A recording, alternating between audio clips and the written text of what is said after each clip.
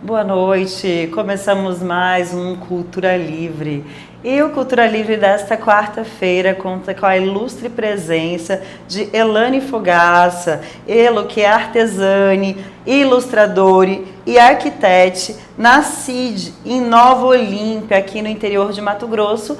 Ela vem aqui no Cultura Livre para contar um pouquinho da sua história, falar como é que foi essa sua história com as artes. E a gente está muito orgulhoso em recebê-lo aqui. Boa noite, Elane. Boa noite. Seja bem-vindos aqui ao Cultura Livre. É um prazer estar aqui, fico muito feliz com o convite. É muito marcante para o meu trabalho poder falar um pouquinho da minha história. A gente que está feliz aqui de poder estar com você aqui.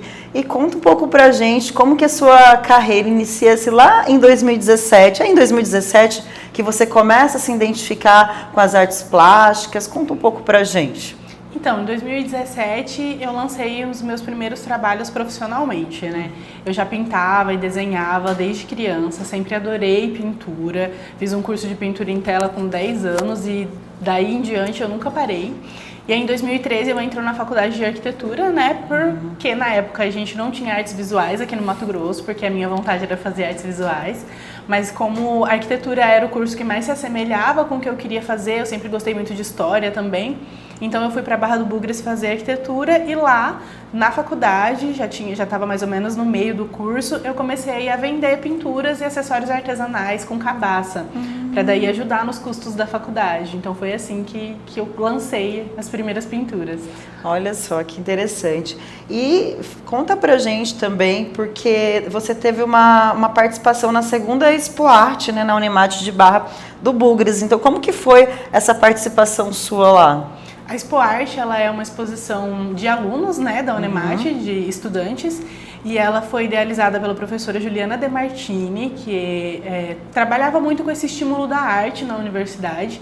E aí os alunos que organizavam a exposição, desde o começo, da montagem, seleção das obras, até o acompanhamento dos visitantes. Então foi uma experiência muito boa. A gente expôs com aproximadamente umas 12 pessoas nessa segunda edição. A gente ocupava uma das salas, por ser um curso de arquitetura, a gente tinha os laboratórios de desenho, e aí a gente ocupava uma das salas com as pinturas e abria por uma semana para receber as visitas.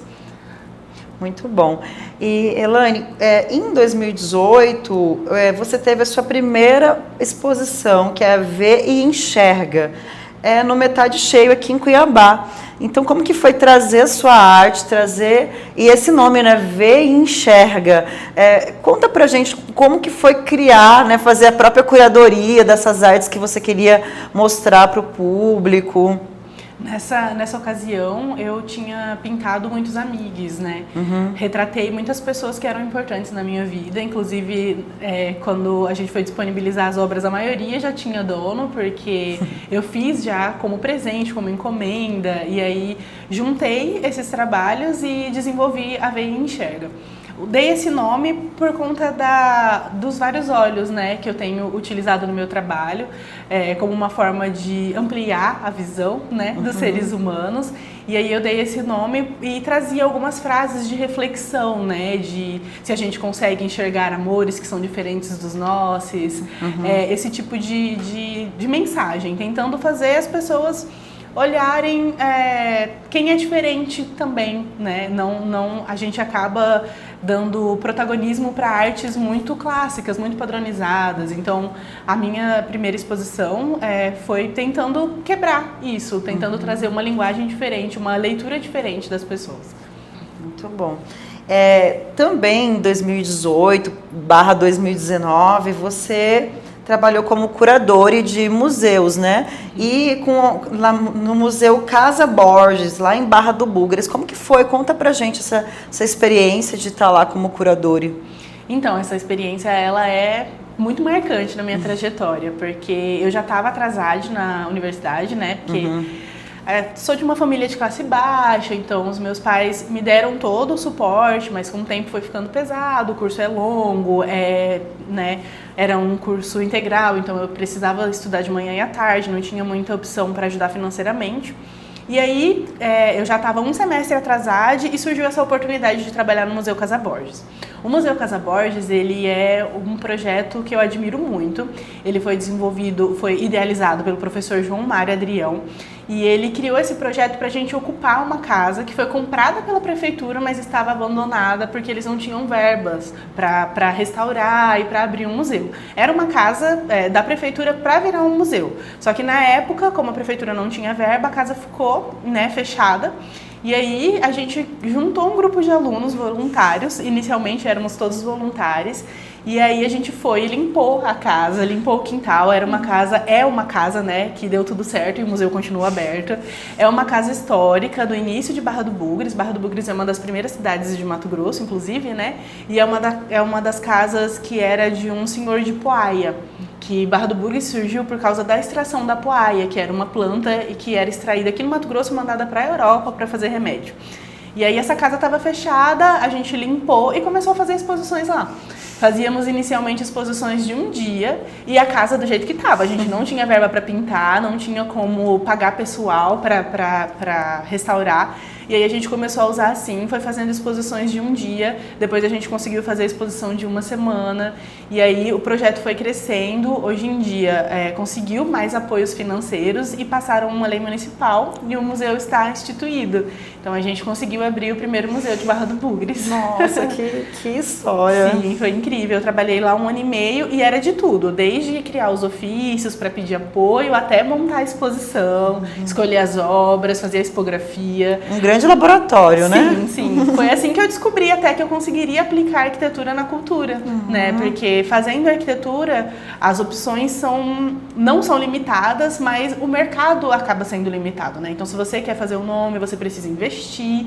E eu, vindo de onde eu vim, não tinha como investir. Então, trabalhar com a cultura foi uma alternativa que salvou, né? Salvou a minha trajetória artística, assim, porque hoje eu atuo com cultura, como produtora cultural. Então, foi muito, muito marcante mesmo ter trabalhado no Museu Casa Borges. Tenho muito orgulho de ter trabalhado lá. Que legal. E 2020 veio tão sonhado, bacharel, né, em arquitetura. E aí você bacharelou-se em arquitetura em 2020 e logo em seguida já mudou-se para Cuiabá para poder alcançar novos cenários, alcançar novos objetivos. Como que foi assim, vou mudar para Cuiabá, é isso que eu quero? Então, na verdade, eu não queria ter ficado em Cuiabá. Os planos era que eu viesse, ficasse 6 meses, e aí eu planejava me organizar financeiramente para me mudar de estado. Só que daí eu me mudei em fevereiro de 2020 e em março a pandemia chegou. E como toda a minha família é daqui do Mato Grosso, e foi um momento muito delicado para todos, né? Eu resolvi ficar em Cuiabá. Minha avó materna mora aqui em Cuiabá. E aí eu resolvi ficar em Cuiabá para ficar mais perto da minha família, e foi assim que eu fui, já que eu estou aqui, né, vou procurar contatos e alternativas de construir arte aqui também. E Cuiabá, ela tá sendo uma cidade, ela sempre foi uma cidade muito artística, mas acredito que hoje ainda mais Cuiabá, ela tá muito plural, artisticamente falando. A gente tá tendo uma explosão de arte na cidade, em todos os cantos, artes urbanas, né? Então, como que foi respirar essa nova Cuiabá para você, sabe? Então, estudando a arte mato-grossense, né, na faculdade, a gente chegou em alguns pontos de considerar que a arte cuiabana ela foi muito construída, né? Ela foi escolheram alguns elementos que a gente acabou tornando fixos na nossa linguagem, principalmente de artes visuais. Então a gente vê que alguns artistas mais antigos trabalham muito com essa linguagem regional, que traz essas representações muito fixas do caju, da manga, da viola de coxo, né, do siriri, do cururu. E aí, atualmente, eu acredito que a gente está conseguindo misturar isso, né, essa regionalidade tão importante, tão representativa, com elementos que nos representam individualmente também. Eu, por exemplo, tenho trazido pessoas trans, né, representadas nas minhas pinturas, mas em conjunto com onça pintada, em conjunto com as piranhas, né, do Rio Cuiabá, com o Rio Barroso. Então a gente foi muito forte receber essas influências, né? É muito importante a gente olhar o passado e conseguir viver as referências, né, que a gente tem. Então, eu mergulhei mesmo na cultura mato-grossense com mais vontade de usar esses elementos regionais e misturar eles com os elementos que eu já trazia antes. E tem sido muito bom, assim, tem sido engrandecedor fazer contatos com pessoas que trabalham com arte há mais tempo, curadores mais velhos. Tem sido muito, muito bom mesmo conhecer a Cuiabá morando aqui. A arte plástica aqui em Cuiabá sempre foi muito forte, né? A gente tem o Gervani, a de Sodré e por aí vai, grandes nomes, né? Da Babu 78 também, incrível, que já é dessa, meio que a velha guarda misturado com a jovem, né? Muito legal. E aí você também traz, né, para suas artes, para suas pinturas, o papelão. Sim. Você traz o grafite, o lambe-lambe, intervenções urbanas, questões de gênero, e também os olhos, né? Vários olhos, que já é algo que é muito marcante na sua pintura, né? Na sua arte. Então conta pra gente como é que foi pegar isso, sabe? Das suas referências e colocando isso dentro da sua arte. O papelão é algo que é muito interessante também. A gente tem visto pinturas enormes assim em papelão, gigantescas, que são quase uma intervenção, porque você entra dentro da pintura, né? Você consegue entrar dentro daquilo. Então conta pra gente como é que é esse processo seu, Elaine. Então, o papelão entrou na minha vida também por uma necessidade, né? Não foi uma escolha. Eu trabalho com aquarela, e aquarela é uma técnica que a gente pinta no papel, né? E o papel para aquarela, o papel específico, ele tem um custo alto, né? Como uma pessoa universitária que eu era, eu não tinha verba para investir muito em material. E aí o papelão é um material que está aí, em todos os lugares, e vai para descarte, e é um material que tem uma qualidade muito boa. Quando a gente fala de aquarela, pela espessura dele, porque o papel de aquarela ele é mais caro exatamente porque ele tem uma gramatura maior, né? A gente precisa que ele seja mais grosso para que ele não entorte quando a gente pinta, já que ela é a base d'água. Então, o papelão ele tem uma resistência muito boa. E com o tempo eu fui fazendo esses testes com papelão, não só pela resistência, mas pela cor, que também acabou agregando mais, né, no meu trabalho, esse fundo marrom que também traz essa discussão, né, do papel nobre, precisar ser branco e tal. Então, trazer essa valorização de um material que a gente tem abundância e que não é valorizado, mas que tem uma resistência muito boa e que pode ser utilizado também, né? Então, com o tempo eu venho falando disso para as pessoas e cada vez mais pessoas experimentam, né? Eu tenho experimentado o papelão, por ele ser exatamente isso que você falou, por ter uma resistência grande, a gente consegue construir móvel, a gente consegue construir espaços, ele vai muito além de ser só uma folha de papel, né? Então, foi por isso que eu comecei a trabalhar com papelão e deu muito mais certo. Que bom, né? Que bom. E as intervenções urbanas? Como que foi sua primeira experiência? Conta um pouquinho pra gente. Então, eu não tinha trabalhado com grafite, nem com lambe-lambe até vir para Cuiabá, né? Já tinha trabalhado com alguns murais, mas internamente, em quartos, salas de pessoas conhecidas. E aí, quando eu vim para Cuiabá, eu passei por um episódio delicado, que foi o Salão Jovem Arte. Fui uma das pessoas selecionadas. E aí foi um processo delicado, porque tivemos uma obra que eu considerei racista, né, que estava na exposição, e a gente não conseguiu levar o debate adiante, então foi bem delicado. E aí, nessa mesma época, eu conheci o Jean Siqueira, né, que é um artista visual maravilhoso daqui de Cuiabá, e ele me convidou para ir na pintura da escadaria do Beco Alto, que aconteceu. E aí a gente juntou os nossos trabalhos, inclusive ele fez um grafite e eu levei um lambe junto para colar nesse dia. E aí no mesmo dia eu também experimentei o grafite porque eu nunca tinha usado tinta spray. E aí a partir disso a vontade de levar lambes e de pintar na rua só cresceu. Não tenho conseguido colocar em prática. No ano passado eu fiz mais do que agora, né? Esse ano acabou de começar, na verdade. Mas em 2021 eu trabalhei mais com essa linguagem das ruas do que no ano passado, em 2022.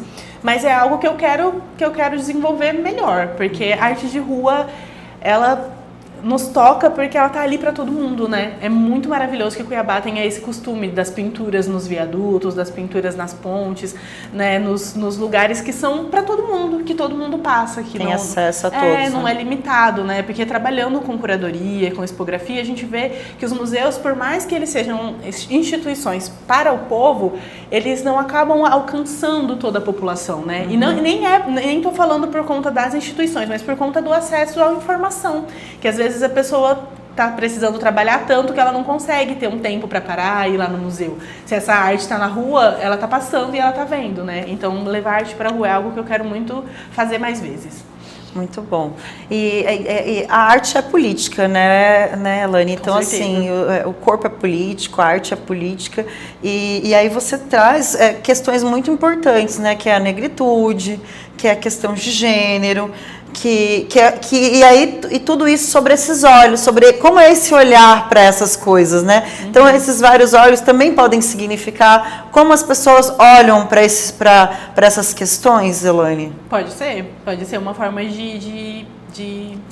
Ai. Uma mensagem subliminar. Não, mas eu ia dizer... Ai, gente. Fugiu. Cortamos essa parte. Então, aí você, depois do Salão Jovem Arte, né, a gente conversando nos bastidores, você falou que ficou um pouco um momento meio seu, né, introspectivo, e aí recebe o convite para foi selecionado para os 12 artistas mato-grossenses negros, né, que ficou em cartaz na exposição A Flor da Pele, que ocorre no Museu de Arte e Cultura Popular da UFMT, que vai até dia 3 de março. Dia 3 de março, feriado. Olha que coisa linda, né? Então, como é que foi produzir para esse projeto específico, né? Para essa mostra específica? Então, eu dei uma paradinha, até porque com o meu novo trabalho, né, atualmente, eu tenho tido menos tempo para me aplicar na pintura. Estou focando na produção cultural mesmo, na criação de exposições agora. E aí, por conta também de ter ficado, né, eu fiquei muito sensível, foi um processo muito delicado para quem estava ao meu redor também, porque o salão foi a primeira grande oportunidade de mostrar o meu trabalho, né? E aí, quando aconteceu o que aconteceu, eu desanimei muito de entrar em novos projetos, de tentar conhecer novas pessoas responsáveis por exposições. E aí, no ano passado, quando eu recebi o convite do Gervani para participar da Flor da Pele, foi como se tudo estivesse mudando, né? Renovou, né? A energia mudou, né? Eu me reanimei a estar numa exposição coletiva, principalmente por ser uma coletiva com pessoas pretas somente, né? Porque isso tem um significado muito grande. São exposições que levam, né, o nome de pessoas que estão aí há muito tempo e que às vezes não receberam a digna representatividade, né?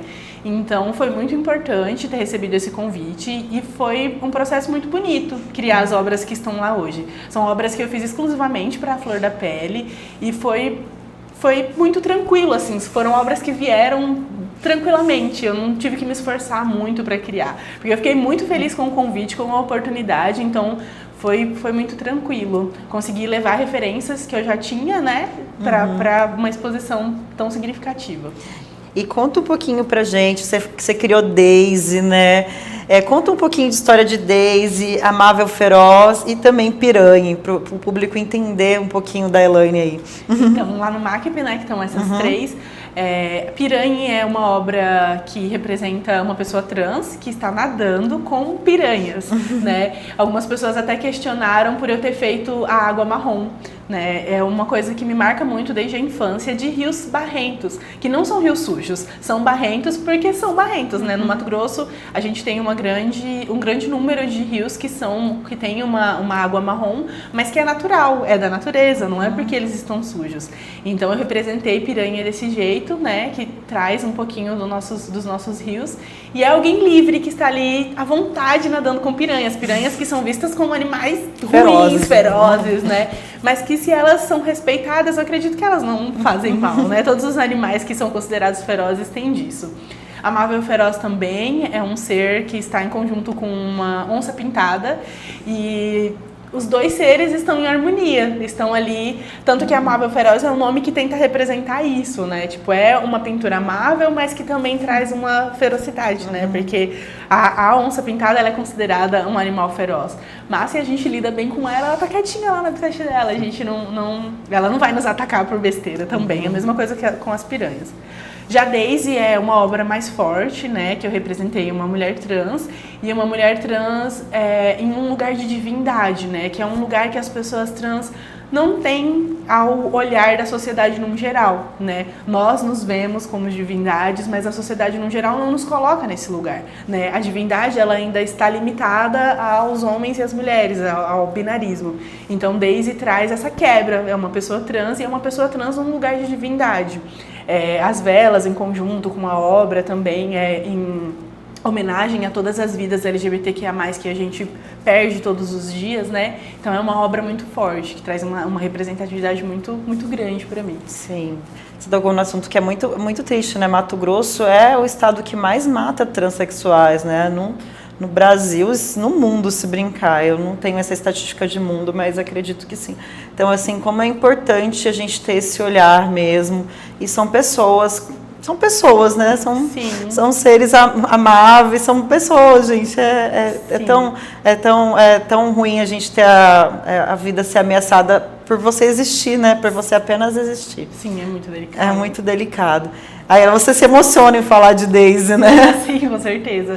É uma obra muito significativa e que me representa tantas outras pessoas trans no Mato Grosso e no Brasil, no mundo, que estão aí só tentando existir. É só isso que a gente quer. A gente só quer espaço para existir, para mostrar nosso trabalho, como todas as outras pessoas também querem, né? Elaine, foi um prazer estar aqui, falar com você sobre a sua arte, poder o Mato Grosso, Cuiabá e Mato Grosso conhecer mais você e seu trabalho. E assim, a gente está muito feliz mesmo. Desejamos que tenham muitos e muitos trabalhos seus aí expostos em museus, não só em Cuiabá, Brasil e mundo, assim. A Cultura Livre vibra mesmo por vocês, pelos nossos artistas. A gente sabe o quanto é difícil existir artista. Imagina existir artista, né? Não binário, trans e outras formas de existência. E parabéns mesmo, e conta com a gente, com Cultura, para divulgar o seu trabalho, para apoiar e para dar essa representatividade, essa visibilidade, viu? Muito obrigada por ter vindo aqui hoje falar com a gente. Eu que agradeço, eu fico muito, muito feliz com o convite, foi uma maravilha conhecer você, um papo muito tranquilo, muito descontraído, e é sempre muito bom falar do nosso trabalho, né? A gente sempre fica feliz apresentando o que a gente faz para outras pessoas. É uma oportunidade maravilhosa, eu agradeço muito. Eu que agradeço, gente. E a gente convida vocês para ir ainda lá no MASP, né? MACP, na UFMT, porque ainda está tendo lá, foi prorrogado, né? Então vai até o dia 3 de março. Então, até pós-carnaval ainda a gente vai ter. Tempo pra ir lá. Tem tempo. E é isso, gente. Obrigada. Fiquem com a gente. Eu já tô aqui, obrigada. Obrigada. Fique com a gente. No próximo bloco tem mais Cultura Livre. Obrigada, viu? Até mais. Obrigada. Tchau, tchau.